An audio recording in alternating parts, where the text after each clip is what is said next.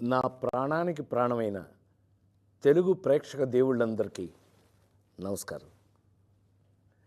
ఈరోజు నా జీవితంలో ఎంతో సంతోషకరమైన రోజు. భారత ప్రభుత్వం నాకు పద్మశ్రీ పురస్కారాన్ని ప్రకటించిందని తెలిసినప్పటి నుంచి నా కళ్ళు ఆనందంతో నిండిపోయాయి. ఒక నటుడిని గుర్తించి ఇంతటి గొప్ప గౌరవాన్ని అందించిన భారత ప్రభుత్వానికి నా శిరస్సు వంచి నమస్కరిస్తున్నాను.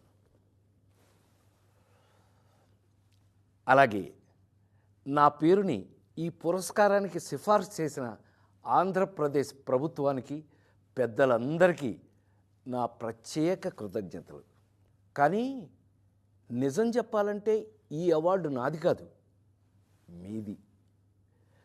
48 ఏళ్లుగా నన్ను ఒక నటుడిగా మాత్రమే కాకుండా మీ ఇంట్లో ఒక మనిషిగా, మీలో ఒకడిగా గుండెల్లో పెట్టుకుని చూసుకుంటున్నారు. నేను నవ్వించినా ఏడిపించినా మా రాజేంద్ర ప్రసాద్ అని మీరు చూపించిన ఆప్యాయత నాకు దక్కిన నిజమైన అదృష్టం. ఆ ప్రేమే ఈరోజు నన్ను ఇక్కడ దాకా నడిపించింది. 2 తెలుగు రాష్ట్రాల ప్రజలు నన్ను సొంత బిడ్డలాగా ఆదరించారు. మీ రుణం ఈ జన్మలో తీర్చుకోలేను.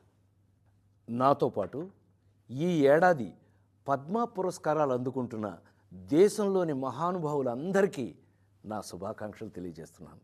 మీ ఆశీస్సులు ఎప్పుడూ నా మీద ఇలాగే ఉండాలి. బ్రతికున్నంత వరకు సర్వదా మీ రాజేంద్ర ప్రసాద్.